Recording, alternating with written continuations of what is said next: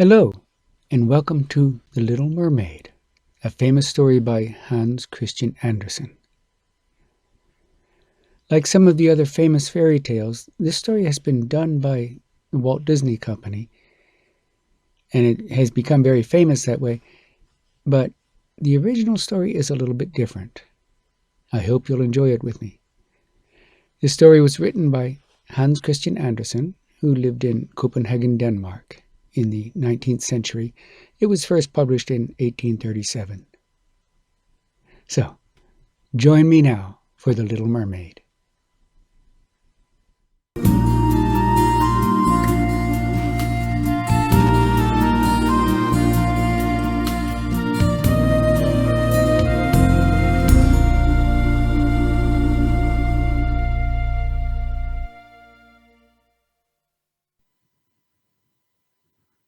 The Little Mermaid by Hans Christian Andersen. Far out in the wide sea, where the water is blue as the loveliest cornflower and clear as the purest crystal, where it is so deep that very, very many church towers must be heaped one upon another in order to reach from the lowest depth to the surface above, dwell the merpeople. Now you must not imagine that there is nothing but sand below the water. No, indeed, far from it.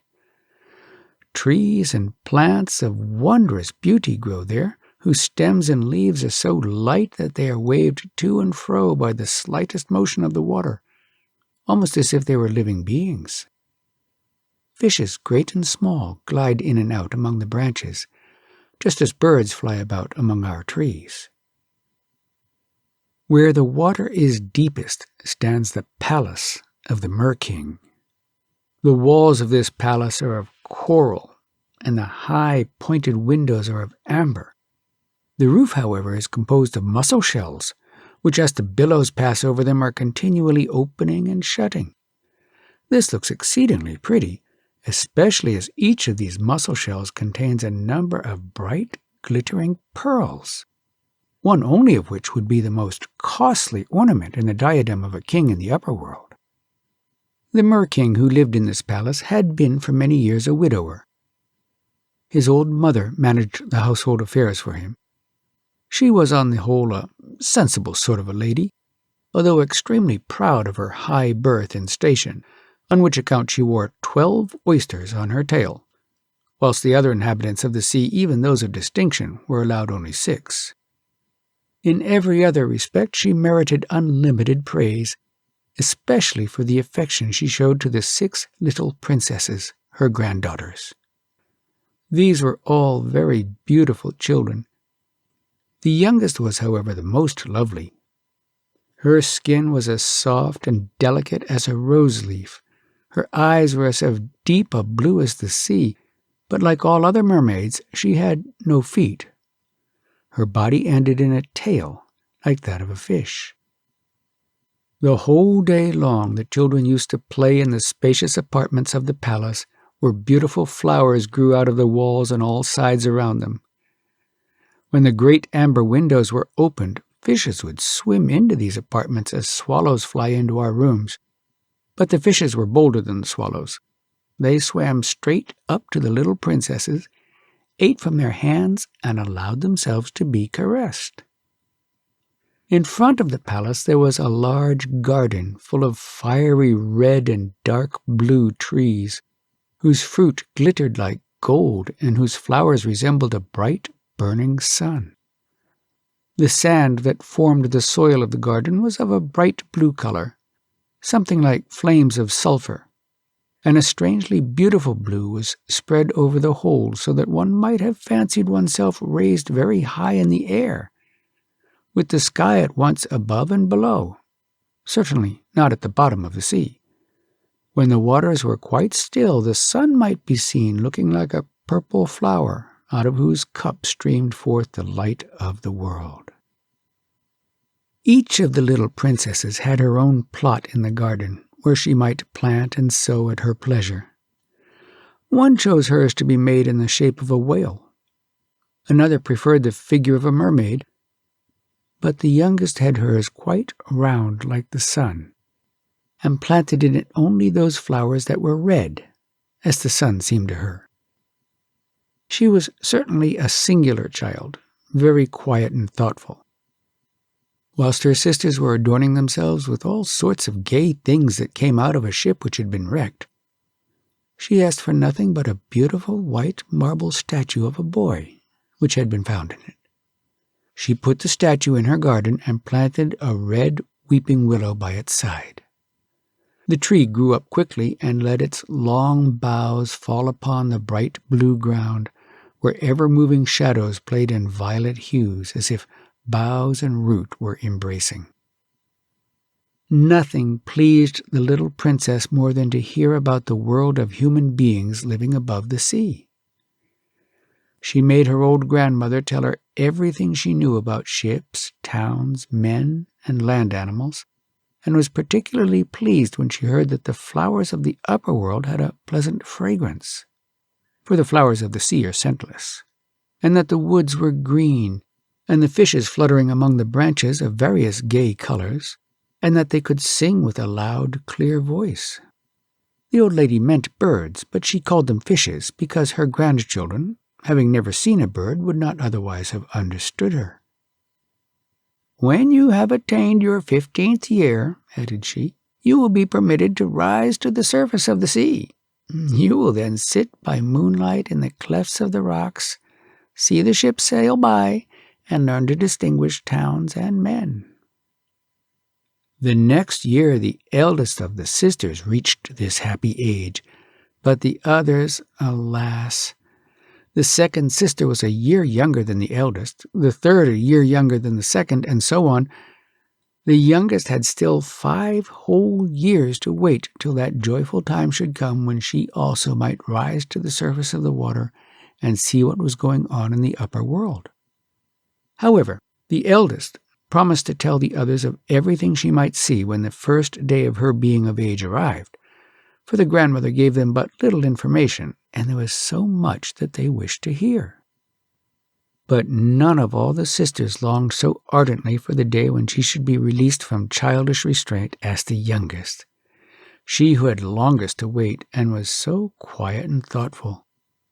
Many a night she stood by the open window looking up through the clear blue water, whilst the fishes were leaping and playing around her. She could see the sun and the moon. Their light was pale, but they appeared larger than they do to those who live in the upper world. If a shadow passed over them, she knew it must be either a whale or a ship sailing by full of human beings, who indeed little thought that far beneath them a little mermaid was passionately stretching forth her white hands towards their ship's keel. The day had now arrived when the eldest princess had attained her 15th year and was therefore allowed to rise up to the surface of the sea. When she returned, she had 1,000 things to relate. Her chief pleasure had been to sit upon a sandbank in the moonlight, looking at the large town which lay on the coast, where lights were beaming like stars and where music was playing. She had heard the distant noise of men and carriages. She had seen the high church towers, had listened to the ringing of the bells, and just because she could not go there, she longed the more after all these things. How attentively did her youngest sister listen to her words! And when she next stood at night time by her open window, gazing upward through the blue waters, she thought so intensely of the great noisy city that she fancied she could hear the church bells ringing. Next year, the second sister received permission to swim wherever she pleased. She rose to the surface of the sea just when the sun was setting, and this sight so delighted her that she declared it to be more beautiful than anything else she had seen above the waters. "The whole sky seemed tinged with gold," said she, "and it is impossible for me to describe to you the beauty of the clouds. Now red, now violet, they glided over me, but still more swiftly flew over the water a flock of white swans, just where the sun was descending. I looked after them, but the sun disappeared, and the bright rosy light on the surface of the sea and on the edges of the clouds was gradually extinguished." It was now time for the third sister to visit the upper world. She was the boldest of the 6 and ventured up a river. On its shores she saw green hills covered with woods and vineyards, from among which arose houses and castles. She heard the birds singing, and the sun shone with so much power that she was continually obliged to plunge below in order to cool her burning face. In a little bay she met with a number of children who were bathing and jumping about.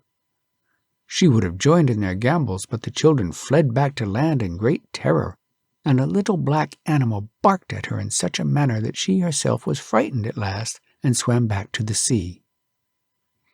She could not, however, forget the green woods, the verdant hills, and the pretty children, who, although they had no fins, were swimming about in the river so fearlessly. The 4th sister was not so bold. She remained in the open sea and said on her return home she thought nothing could be more beautiful. She had seen ships sailing by so far off that they looked like seagulls. She had watched the merry dolphins gambolling in the water, and the enormous whales sending up into the air 1,000 sparkling fountains. The year after, the 5th sister attained her 15th year. Her birthday happened at a different season to that of her sisters. It was winter. The sea was of a green color, and immense icebergs were floating on its surface. These, she said, looked like pearls. They were, however, much larger than the church towers in the land of human beings. She sat down upon one of these pearls and let the wind play with her long hair. But then all the ships hoisted their sails in terror and escaped as quickly as possible. In the evening the sky was covered with sails, and whilst the great mountains of ice alternately sank and rose again and beamed with a reddish glow, flashes of lightning burst forth from the clouds, and the thunder rolled on, peal after peal. The sails of all the ships were instantly furled, and horror and affright reigned on board. But the princess sat still on the iceberg, looking unconcernedly at the blue zigzag of the flashes. The first time that either of these sisters rose out of the sea, she was quite enchanted at the sight of so many new and beautiful objects. But the novelty was soon over, and it was not long ere their own home appeared more attractive than the upper world, for there only did they find everything agreeable. Many an evening would the 5 sisters rise hand in hand from the depths of the ocean. Their voices were far sweeter than any human voice, and when a storm was coming on, they would swim in front of the ships and sing. Oh, how sweetly did they sing, describing the happiness of those who lived at the bottom of the sea, and entreating the sailors not to be afraid, but to come down to them. The mariners, however, did not understand their words. They fancied the song was only the whistling of the wind, and thus they lost the hidden glories of the sea. For if their ships were wrecked, all on board were drowned, and none but dead men ever entered the Mer-King's palace. Whilst the sisters were swimming at evening time, the youngest would remain motionless and alone in her father's palace, looking up after them. She would have wept, but mermaids cannot weep, and therefore when they are troubled suffer infinitely more than human beings do. "Oh, if I were but 15, sighed she, "I know that I should love the upper world and its inhabitants so much." At last the time she had so longed for arrived. "Well, now it is your turn," said the grandmother. "Come here that I may adorn you like your sisters." And she wound round her hair a wreath of white lilies, whose every petal was the half of a pearl, and then commanded 8 large oysters to fasten themselves to the princess's tail in token of her high rank. "But that is so very uncomfortable," said the little princess. "One must not mind slight inconveniences when one wishes to look well," said the old lady.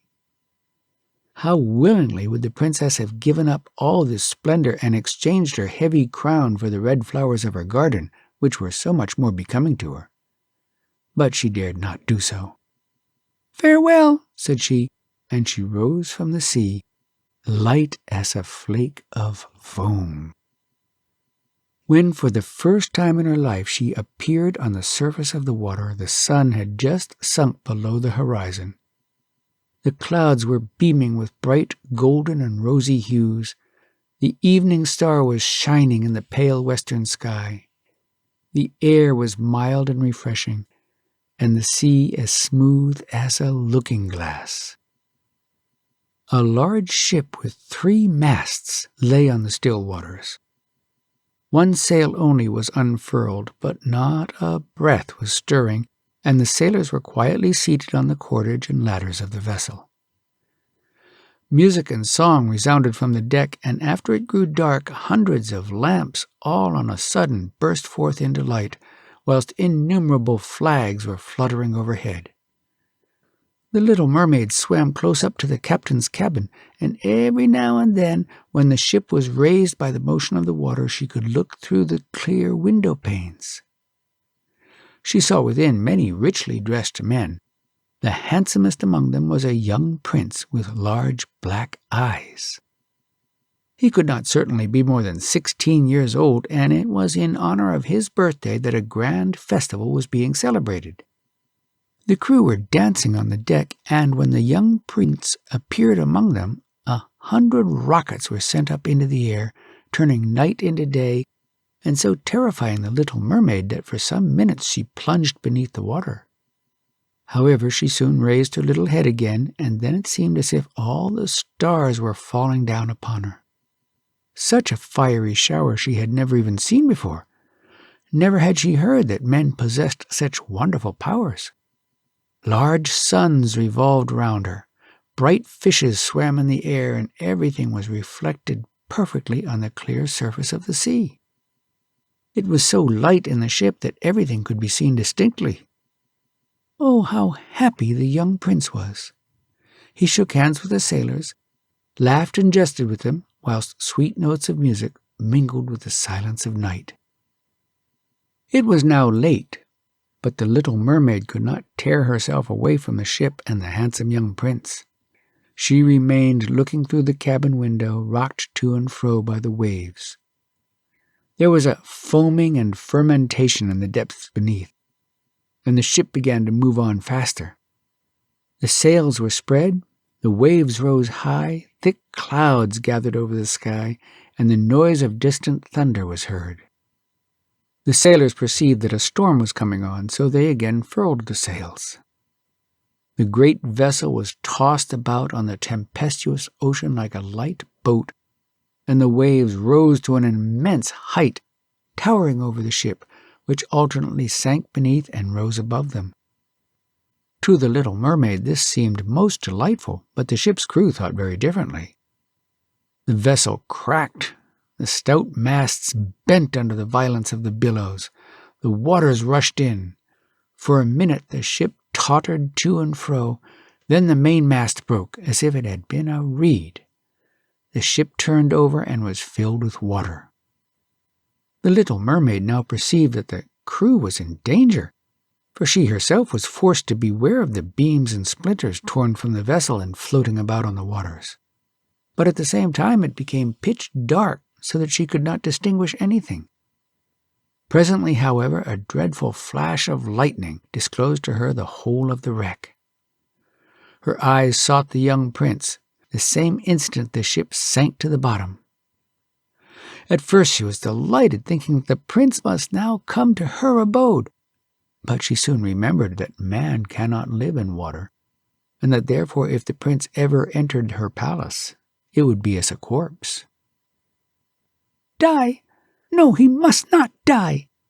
She swam through the fragments with which the water was strewn, regardless of the danger she was incurring, and at last found the prince all but exhausted, and with great difficulty keeping his head above water. He had already closed his eyes, and must inevitably have been drowned had not the little mermaid come to his rescue. She seized hold of him and kept him above water, suffering the current to bear them on together. Towards morning, the storm was hushed. No trace, however, remained of the ship. The sun rose like fire out of the sea. His beams seemed to restore color to the prince's cheeks, but His eyes were still closed. The mermaid kissed his high forehead and stroked his wet hair away from his face. He looked like the marble statue in her garden. She kissed him again and wished most fervently that he might recover. She now saw the dry land with its mountains glittering with snow. A green wood extended along the coast, and at the entrance of the wood stood a chapel or convent. She could not be sure which. Citron and lemon trees grew in the garden adjoining it. An avenue of tall palm trees led up to the door. The sea here formed a little bay in which the water was quite smooth, but very deep, and under the cliffs there were dry, firm sands. Hither swam the little mermaid with the seemingly dead prince. She laid him upon the warm sand and took care to place his head high and to turn his face to the sun. The bells began to ring in the large white building which stood before her, and a number of young girls came out to walk in the garden. The mermaid went away from the shore, hid herself behind some stones, covered her head with foam so that her little face could not be seen, and watched the prince with unremitting attention. It was not long before one of the girls approached. She seemed quite frightened at finding the prince in this state, apparently dead. Soon, however, she recovered herself and ran back to call her sisters. The little mermaid saw that the prince revived and that all around smiled kindly and joyfully upon him. For her, however, he looked not. He knew not that it was she who had saved him, and when the prince was taken into the house, she felt so sad that she immediately plunged beneath the water and returned to her father's palace. If she had been before quiet and thoughtful, she now grew still more so. Her sisters asked her what she had seen in the upper world, but she made no answer. Many an evening she rose to the place where she had left the prince. She saw the snow on the mountains melt, the fruits in the garden ripen and gathered, but the prince she never saw, so she always returned sorrowfully to her subterranean abode. Her only pleasure was to sit in her little garden gazing on the beautiful statue so like the prince. She cared no longer for her flowers. They grew up in wild luxuriance, covered the steps, and entwined their long stems and tendrils among the boughs of the trees, so that her whole garden became a bower.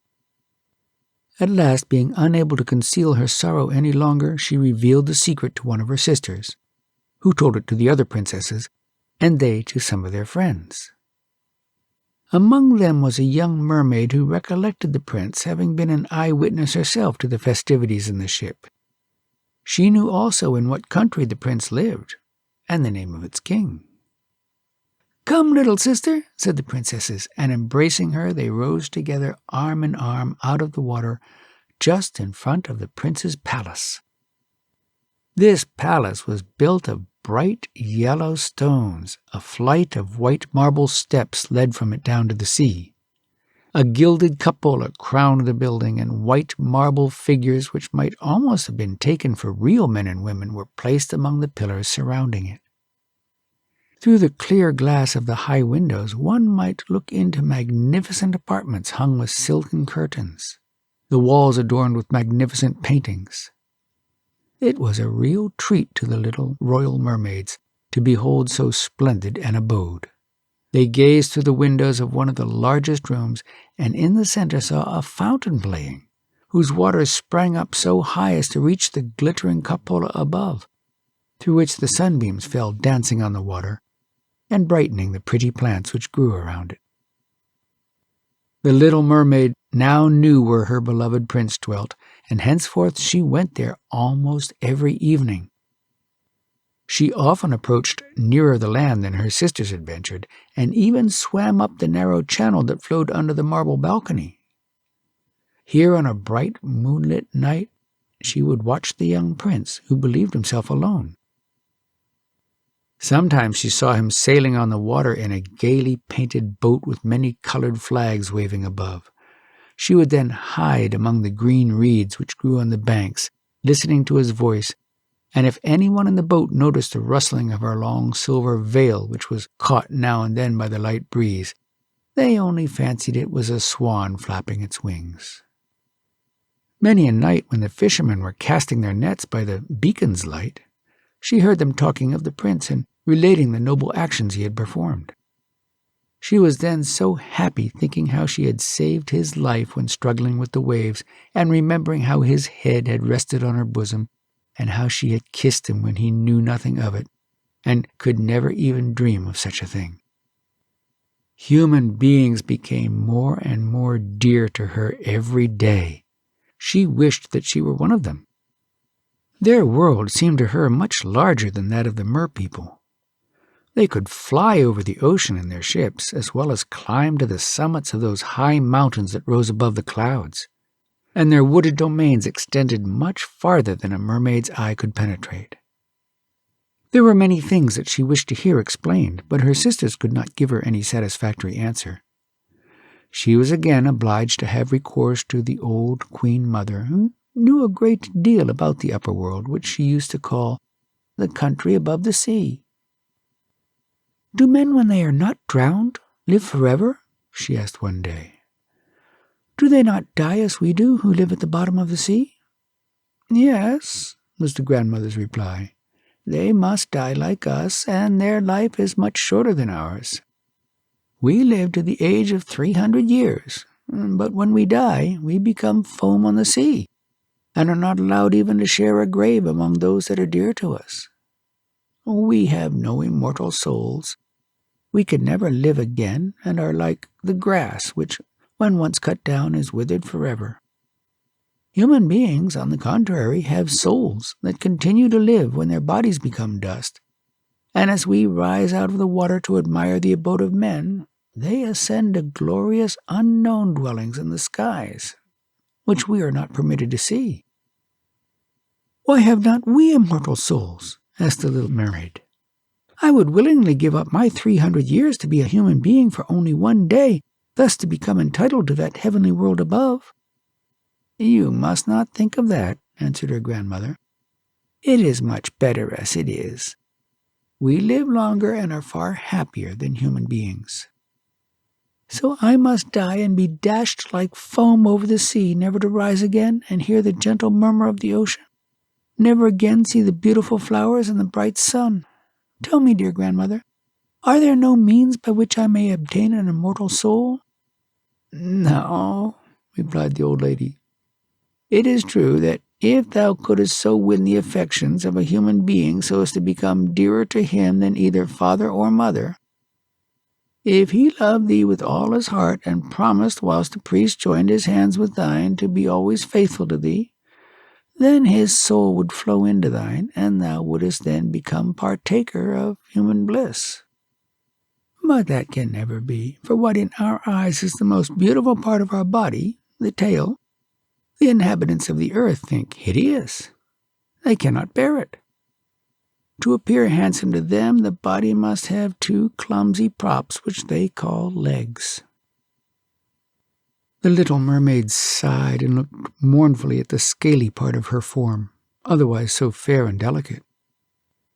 "We are happy," added the old lady. "We shall jump and swim about merrily for 300 years. That is a long time, and afterwards we shall repose peacefully in death. This evening we have a court ball." The ball which the Queen Mother spoke of was far more splendid than any that earth has ever seen. The walls of the saloon were of crystal, very thick, but yet very clear. Hundreds of large mussel shells were planted in rows along them. These shells were some of rose color, some green as grass, but all sending forth a bright light, which not only illuminated the whole apartment, but also shone through the glassy walls so as to light up the waters around for a great space, and making the scales of the numberless fishes, great and small, crimson and purple, silver and gold-colored, appear more brilliant than ever. Through the center of the saloon flowed a bright, clear stream, on the surface of which danced mermen and mermaids to the melody of their own sweet voices, voices far sweeter than those of the dwellers upon earth. The little princess sang more harmoniously than any other, and they clapped their hands and applauded her. She was pleased at this, for she knew well that there was neither on earth or in the sea a more beautiful voice than hers. But her thoughts soon returned to the world above her. She could not forget the handsome prince. She could not control her sorrow at not having an immortal soul. She stole away from her father's palace, and whilst all was joy within, she sat alone, lost in thought in her little neglected garden. On a sudden she heard the tones of horns resounding over the water far away in the distance, and she said to herself, "Now he is going out to hunt. He whom I love more than my father and my mother, with whom my thoughts are constantly occupied, and to whom I would so willingly trust the happiness of my life.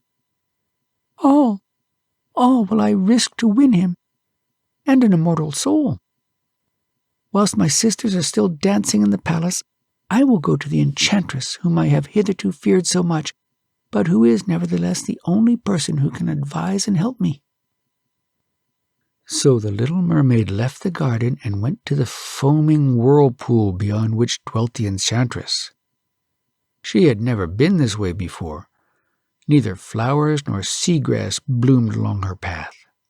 She had to traverse an extent of bare grey sand till she reached the whirlpool, whose waters were eddying and whizzing like mill wheels, tearing everything they could seize along with them into the abyss below. She was obliged to make her way through this horrible place in order to arrive at the territory of the enchantress. Then she had to pass through a boiling, slimy bog, which the enchantress called her turf moor. Her house stood in a wood beyond this, and a strange abode it was. All the trees and bushes around were polypi, looking like 100-headed serpents shooting up out of the ground. Their branches were long, slimy arms with fingers of worms, every member from the root to the uttermost tip, ceaselessly moving and extending on all sides. Whatever they seized, they fastened upon so that it could not loosen itself from their grasp. The little mermaid stood still for a minute looking at this horrible wood. Her heart beat with fear, and she would certainly have returned without attaining her object had she not remembered the prince and immortality. The thought gave her new courage. She bound up her long waving hair that the polypi might not catch hold of it, crossed her delicate arms over her bosom, and swifter than a fish can glide through the water, she passed those unseemly trees who stretched their eager arms after her in vain. She could not, however, help seeing that every polypus had something in his grasp, held as firmly by 1,000 little arms as if enclosed by iron bands. The whitened skeletons of a number of human beings who had been drowned in the sea and had sunk into the abyss grinned horribly from the arms of these polypi. Helms, chests, skeletons of land animals were also held in their embrace. Among other things might be seen even a little mermaid whom they had seized and strangled. What a fearful sight for the unfortunate princess! But she got safely through this wood of horrors, and then arrived at a slimy place where immense fat snails were crawling about, and in the midst of this place stood a house built of the bones of unfortunate people who had been shipwrecked. Here sat the witch, caressing a toad, in the same manner as some persons would a pet bird. The ugly fat snails she called her chickens, and she permitted them to crawl about her. "I know well what you would ask of me," she said to the little princess. "Your wish is foolish enough, yet it shall be fulfilled, though its accomplishment is sure to bring misfortune on you, my fairest princess. You wish to get rid of your tail and to have instead 2 stilts like those of human beings, in order that a young prince may fall in love with you and that you may obtain an immortal soul. Is it not so?" Whilst the witch spoke these words, she laughed so violently that her pet toad and snails fell from her lap. "You come at just the right time," continued she. Had you come after sunset, it would not have been in my power to have helped you before another year. I will prepare for you a drink with which you must swim to land. You must sit down upon the shore and swallow it, and then your tail will fall and shrink up to the things which men call legs. This transformation will, however, be very painful. You will feel as though a sharp knife passed through your body. All who look on you after you have been thus changed will say that you are the loveliest child of earth they have ever seen. You will retain your peculiar undulating movements, and no dancer will move so lightly. But every step you take will cause you pain all but unbearable. It will seem to you as though you were walking on the sharp edges of swords, and your blood will flow. Can you endure all this suffering? If so, I will grant your request." "Yes, I will," answered the princess with a faltering voice, for she remembered her dear prince and the immortal soul which her suffering might win. "Only consider," said the witch, "that you can never again become a mermaid when once you have reached a human form.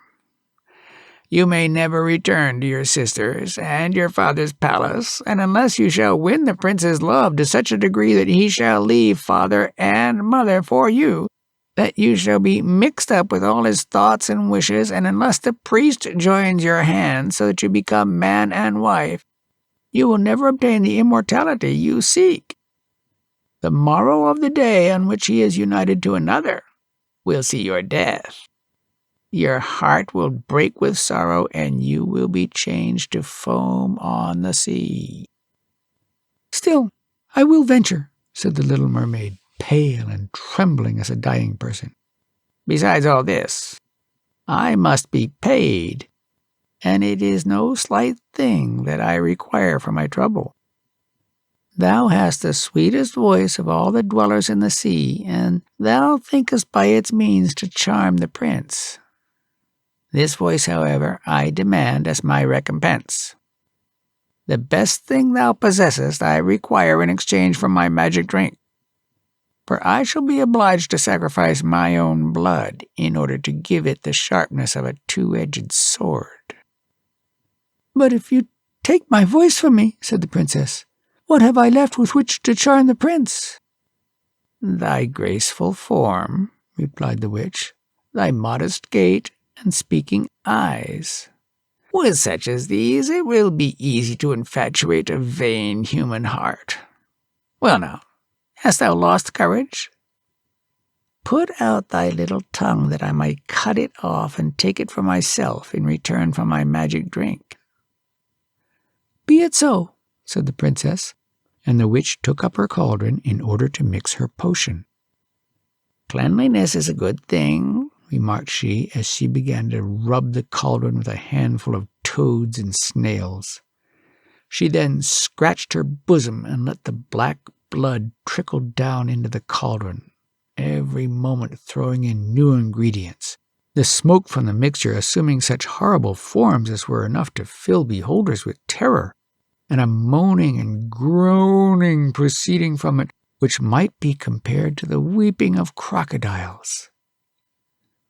The magic drink at length became clear and transparent as pure water. It was ready. "Here it is," said the witch to the princess, cutting out her tongue at the same moment. The poor little mermaid was now dumb. She could neither sing nor speak. "If the polypi should attempt to seize you as you pass through my little grove," said the witch, "you have only to sprinkle some of this magic drink over them, and their arms will burst into 1,000 pieces." But the princess had no need of this counsel, for the polypi drew hastily back as soon as they perceived the bright vial that glittered in her hand like a star, and thus she passed safely through the formidable wood over the moor and across the foaming millstream. She now looked once again at her father's palace. The lamps in the saloon were extinguished, and all the family were asleep. She would not go in, for she could not speak if she did. She was about to leave her home forever, Her heart was ready to break with sorrow at the thought.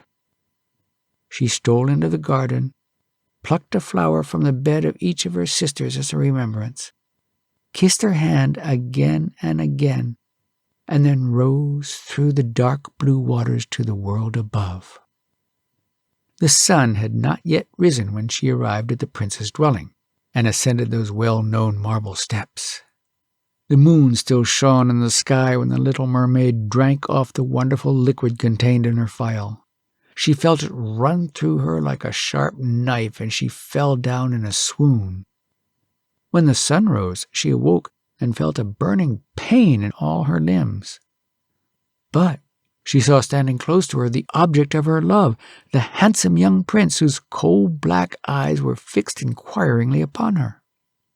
Full of shame, she cast down her own, and perceived, instead of the long fish-like tail she had hitherto borne, 2 slender legs.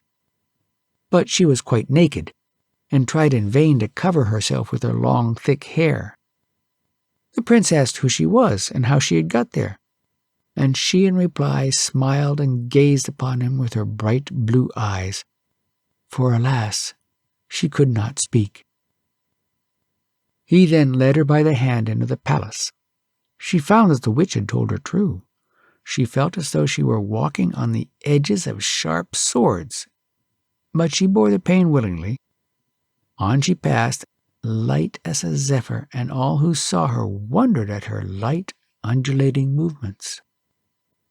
When she entered the palace, rich clothes of muslin and silk were brought to her, and she was lovelier than all who dwelt there.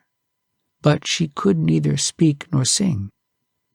Some female slaves, gaily dressed in silk and gold brocade, sang before the prince and his royal parents, and one of them distinguished herself by her clear, sweet voice, which the prince applauded by clapping his hands. This made the little mermaid very sad, for she knew that she used to sing far better than the young slave.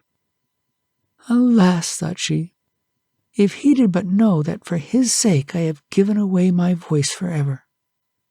The slaves began to dance. Our lovely little mermaiden then arose, stretched out her delicate white arms, and hovered gracefully about the room. Every motion displayed more and more the perfect symmetry and elegance of her figure, and the expression which beamed in her sparkling eyes touched the hearts of the spectators far more than the song of the slaves. All present were enchanted, but especially the young prince, who called her his dear little foundling. And she danced again and again, although every step cost her excessive pain. The prince then said she should always be with him, and accordingly a sleeping place was prepared for her on velvet cushions in the anteroom of his own apartment. The prince caused a suit of male apparel to be made for her, in order that she might accompany him in his rides. So together they traversed the fragrant woods, where green boughs brushed against their shoulders, and the birds sang merrily among the fresh leaves. With him she climbed up steep mountains, and although her tender feet bled so as to be remarked by the attendants, she only smiled and followed her dear prince to the heights, whence they could see the clouds chasing each other beneath them, like a flock of birds migrating to other countries. During the night she would, when all in the palace were at rest, walk down the marble steps in order to cool her feet in the deep waters. She would then think of those beloved ones who dwelt in the lower world. One night, as she was thus bathing her feet, her sisters swam together to the spot, arm in arm and singing, but alas, so mournfully. She beckoned to them, and they immediately recognized her and told her how great was the mourning in her father's house for her loss. From this time the sisters visited her every night, and once they brought with them the old grandmother, who had not seen the upper world for a great many years. They likewise brought their father, the Mer King, with his crown on his head. But these 2 old people did not venture near enough to land to be able to speak to her. The little mermaiden became dearer and dearer to the prince every day, but he only looked upon her as a sweet, gentle child, and the thought of making her his wife never entered his head. And yet His wife she must be, ere she could receive an immortal soul. His wife she must be, or she would change into foam and be driven restlessly over the billows of the sea. "Dost thou not love me above all others?" her eyes seemed to ask as he pressed her fondly in his arms and kissed her lovely brow. "Yes," the prince would say, "thou art dearer to me than any other, for no one is as good as thou art. Thou lovest me so much, and thou art so like a young maiden whom I have seen once, and may never see again. I was on board a ship, which was wrecked by a sudden tempest. The waves threw me on the shore near a holy temple where a number of young girls are occupied constantly with religious services. The youngest of them found me on the shore and saved my life. I saw her only once, but her image is vividly impressed upon my memory, and her alone can I love. But she belongs to the holy temple, and thou who resemblest her so much hast been given to me for consolation. Never will we be parted." "Alas, he does not know that it was I who saved his life," thought the little mermaiden, sighing deeply. "I bore him over the wild waves into the wooded bay where the holy temple stood. I sat behind the rocks waiting till someone should come. I saw the pretty maiden approach, whom he loves more than me." And again she heaved a deep sigh, for she could not weep. "He said that the young girl belongs to the holy temple. She never comes out into the world, so they cannot meet each other again, and I am always with him, see him daily. I will love him and devote my whole life to him." "So, the prince is going to be married to the beautiful daughter of the neighboring king," said the courtiers. "That is why he is having that splendid ship fitted out. It is announced that he wishes to travel, but in reality he goes to see the princess. A numerous retinue will accompany him." The little mermaiden smiled at these and similar conjectures, for she knew the prince's intentions better than anyone else. "I must go," he said to her. "I must see the beautiful princess. My parents require me to do so, but they will not compel me to marry her and bring her home as my bride. And it is quite impossible for me to love her, for she cannot be so like the beautiful girl in the temple as thou art. And if I were obliged to choose, I should prefer thee, my little silent foundling with the speaking eyes." And he kissed her rosy lips, played with her locks, and folded her in his arms, whereupon arose in her heart a sweet vision of human happiness and immortal bliss. "Thou art not afraid of the sea, art thou, my sweet silent child?" asked he tenderly, as they stood together in the splendid ship which was to take them to the country of the neighboring king. And then he told her of the storms that sometimes agitate the waters, of the strange fishes that inhabit the deep, and of the wonderful things seen by divers. But she smiled at his words, for she knew better than any child of earth what went on in the depths of the ocean. At night time, when the moon shone brightly, and when all on board were fast asleep, she sat in the ship's gallery, looking down into the sea. It seemed to her, as she gazed through the foamy track made by the ship's keel, that she saw her father's palace and her grandmother's silver crown. She then saw her sisters rise out of the water, looking sorrowful and stretching out their hands towards her. She nodded to them, smiled, and would have explained that everything was going on quite according to her wishes. But just then the cabin boy approached, upon which the sisters plunged beneath the water so suddenly that the boy thought what he had seen on the waves was nothing but foam. The next morning the ship entered the harbor of the king's splendid capital. Bells were rung, trumpets sounded, and soldiers marched in procession through the city with waving banners and glittering bayonets. Every day witnessed some new entertainments. Balls and parties followed each other. The princess, however, was not yet in the town. She had been sent to a distant convent for education, and had there been taught the practice of all royal virtues. At last she arrived at the palace. The little mermaid had been anxious to see this unparalleled princess, and she was now obliged to confess that she had never before seen so beautiful a creature. The skin of the princess was so white and delicate that the veins might be seen through it, and her dark eyes sparkled beneath a pair of finely formed eyebrows. "It is herself!" exclaimed the prince when they met. "It is she who saved my life when I lay like a corpse on the seashore." And he pressed his blushing bride to his beating heart. "Oh, I am all too happy," said he to his dumb foundling. "What I never dared to hope for has come to pass. Thou must rejoice in my happiness, for thou lovest me more than all others who surround me."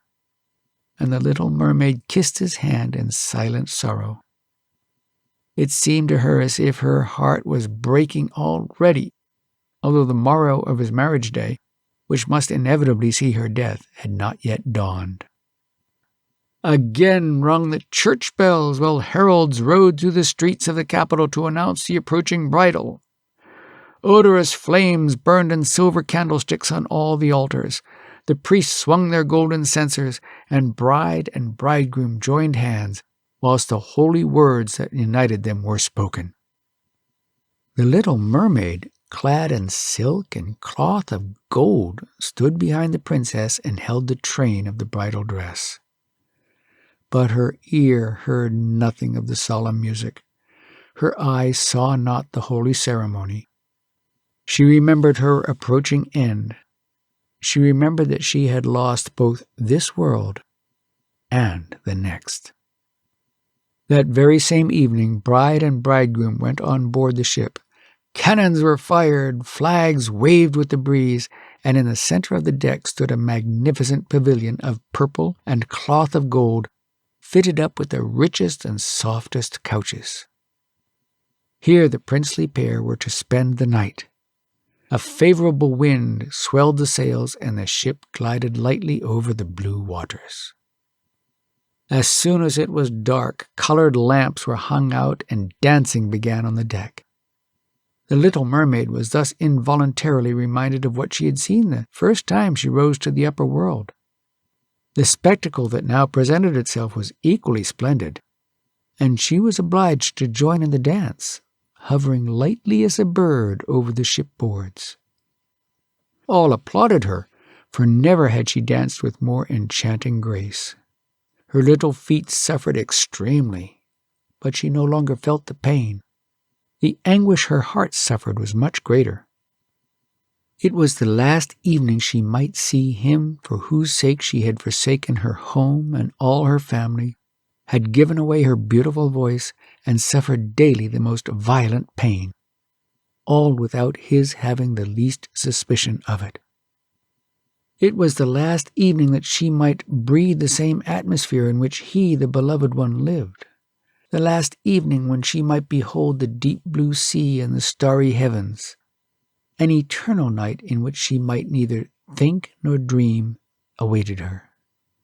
And all was joy in the ship, and she, her heart filled with thoughts of death and annihilation, smiled and danced with the others till past midnight. Then the prince kissed his lovely bride, and arm in arm they entered the magnificent tent prepared for their repose. All was now still. The steersman alone stood at the ship's helm. The little mermaid leaned her white arms on the gallery and looked towards the east, watching for the dawn. She well knew that the first sunbeam would witness her dissolution. She saw her sisters rise out of the sea. Deadly pale were their features, and their long hair no more fluttered over their shoulders. It had all been cut off. "We have given it to the witch," said they, "to induce her to help thee, so that thou mayest not die. She has given to us a penknife. Here it is. Before the sun rises, thou must plunge it into the prince's heart, and when his warm blood trickles down upon thy feet, they will again be changed to a fish-like tail. Thou wilt once more become a mermaid, and wilt live thy full 300 years ere thou changest to foam on the sea.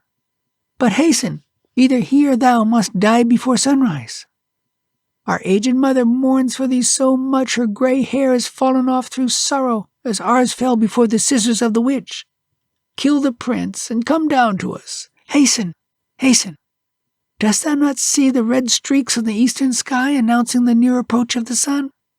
A few minutes more and he rises, and then all will be over with thee. At these words they sighed deeply and vanished. The little mermaid drew aside the purple curtains of the pavilion where lay the bride and bridegroom. Bending over them, she kissed the prince's forehead, and then glancing at the sky, she saw that the dawning light became every moment brighter. The prince's lips unconsciously murmured the name of his bride. He was dreaming of her, and her only, whilst the fatal penknife trembled in the hand of the unhappy mermaid. All at once she threw far out into the sea that instrument of death. The waves rose like bright blazing flames around, and the water where it fell seemed tinged with blood. With eyes fast becoming dim and fixed, she looked once more at her beloved prince, then plunged from the ship into the sea, and felt her body slowly but surely dissolving into foam. The sun rose from his watery bed. His beams fell so softly and warmly upon her that our little mermaid was scarcely sensible of dying. She still saw the glorious sun, and over her head hovered 1,000 beautiful transparent forms. She could still distinguish the white sails of the ship and the bright red clouds in the sky. The voices of those airy creatures above her had a melody so sweet and soothing that a human ear would be as little able to catch the sound as her eye was capable of distinguishing their forms. They hovered around her without wings, borne by their own lightness through the air. The little mermaid at last saw that she had a body as transparent as theirs, and felt herself raised gradually from the foam of the sea to higher regions. "Where are they taking me?" asked she, and her words sounded just like the voices of those heavenly beings. "Speak you to the daughters of air," was the answer. "The mermaid has no immortal soul and can only acquire that heavenly gift by winning the love of one of the sons of men. Her immortality depends upon union with man. Neither do the daughters of air possess immortal souls, but they can acquire them by their own good deeds. We fly to hot countries where the children of earth are sinking under sultry pestilential breezes. Our fresh cooling breath revives them. We diffuse ourselves through the atmosphere. We perfume it with the delicious fragrance of flowers, and thus spread delight and health over the earth. By doing good in this manner for 300 years, we win immortality and receive a share of the eternal bliss of human beings. And thou, poor little mermaid, who following the impulse of thine own heart hast done and suffered so much, thou art now raised to the airy world of spirits, that by performing deeds of kindness for 300 years thou mayest acquire an immortal soul." The little mermaid stretched out her transparent arms to the sun, and for the first time in her life, tears moistened her eyes. And now again all were awake and rejoicing in the ship. She saw the prince with his pretty bride. They had missed her. They looked sorrowfully down on the foamy waters as if they knew she had plunged into the sea. Unseen, she kissed the bridegroom's forehead, smiled upon him, and then with the rest of the children of air soared high above the rosy cloud which was sailing so peacefully over the ship. "After 300 years, we shall fly in the kingdom of heaven." "We may arrive there even sooner," whispered one of her sisters. "We fly invisibly through the dwellings of men where there are children, and whenever we find a good child who gives pleasure to his parents and deserves their love, the good God shortens our time of probation.